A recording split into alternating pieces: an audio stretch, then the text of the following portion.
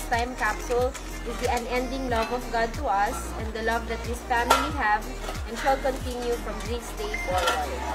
Yes, thank you.